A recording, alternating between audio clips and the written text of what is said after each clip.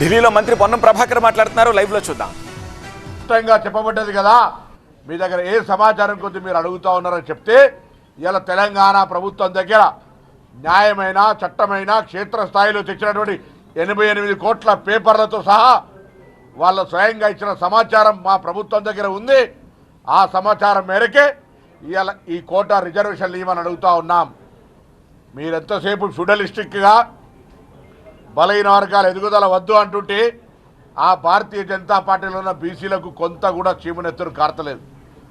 తెలంగాణ ఉద్యమంలో కాంగ్రెస్ పార్టీలో కూడా కొంత ఐక్యవాదులు ఉండ్రి, కానీ ఆనాడు తెలంగాణ బిడ్డలంగా మా సొంత పార్టీ అధికారంలో ఉంటే కూడా మేము గట్టిగా తెలంగాణ ఆకాంక్షను వినిపించినాం.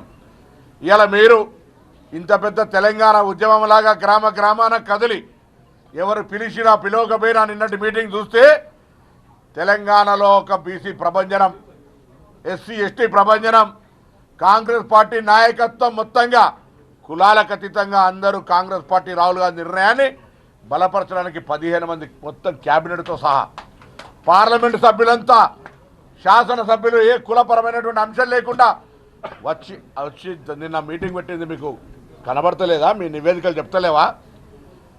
ఇప్పటికైనా మీరు చెప్పినటువంటి ఈరోజు ఉదయం పత్రికలో చెప్పినటువంటి మాట ప్రకారంగా ఇది మా పరిధిలో కాదు రాష్ట్రంలో అని మీరు అంటే తప్పకుండా మేము ఆ మాటను ఆదేశంగా కేంద్ర మంత్రి ఆదేశంగా తీసుకొని మా ప్రక్రియ మేము కొనసాగిస్తాం.